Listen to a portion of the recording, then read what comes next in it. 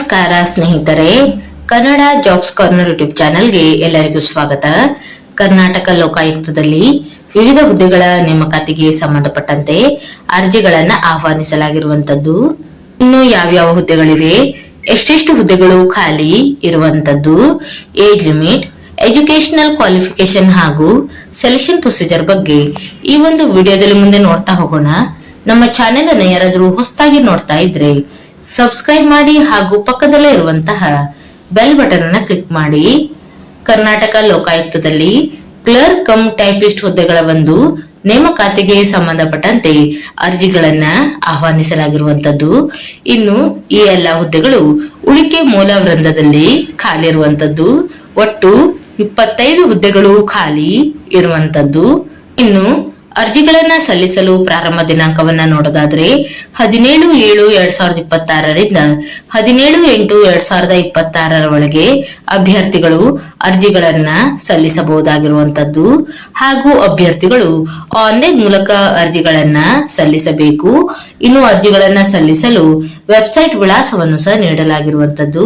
lokaayukta.karnataka.gov.in ಈ ಒಂದು website ಮೂಲಕ ಅಭ್ಯರ್ಥಿಗಳು ಆನ್ಲೈನ್ ಮೂಲಕ ಅರ್ಜಿಗಳನ್ನ ಸಲ್ಲಿಸಬಹುದು.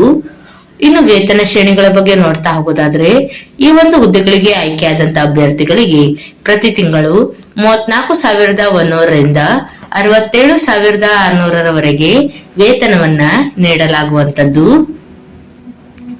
ಇನ್ನು ಹುದ್ದೆಗಳಿಗೆ ಸಂಬಂಧಪಟ್ಟಂತೆ ಕ್ಯಾಟಗರಿ ವೈಸ್ ಇಲ್ಲಿ ವೇಕೆನ್ಸಿಗಳ ಬಗ್ಗೆ ಎಲ್ಲಾ ಮಾಹಿತಿಯನ್ನ ಡೀಟೇಲ್ ಆಗಿ ನೀಡಲಾಗಿರುವಂತದ್ದು.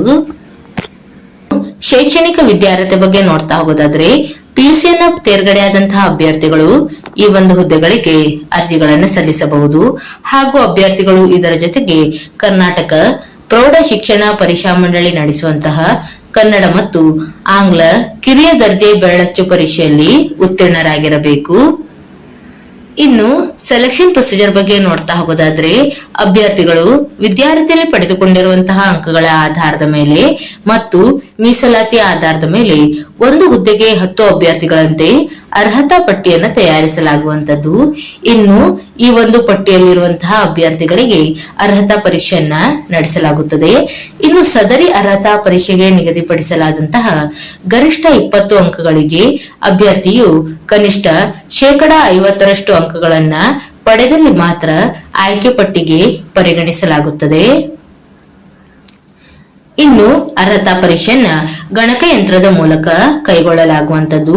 ಇನ್ನು ಈ ಅಧಿಸೂಚನೆಗೆ ಶೀಘ್ರ ಲಿಪಿಗಾರರು ಮತ್ತು ಬೆರಳಚ್ಚುಗಾರರ ಹುದ್ದೆಗಳಿಗೆ ನೇಮಕಾತಿ ನಿಯಮಗಳು 1983 ಅನ್ವಯಿಸುವುದಿಲ್ಲ.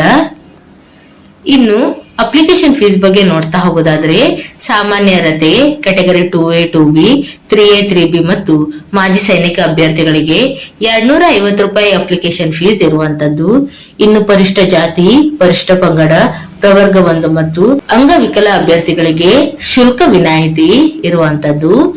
ಇನ್ನು ಅಭ್ಯರ್ಥಿಗಳು ಅಪ್ಲಿಕೇಶನ್ ಫೀಸ್ ಅನ್ನ ಆನ್ಲೈನ್ ಮುಖಾಂತರ ಪೇಮೆಂಟ್ ಅನ್ನ ಮಾಡಬೇಕು.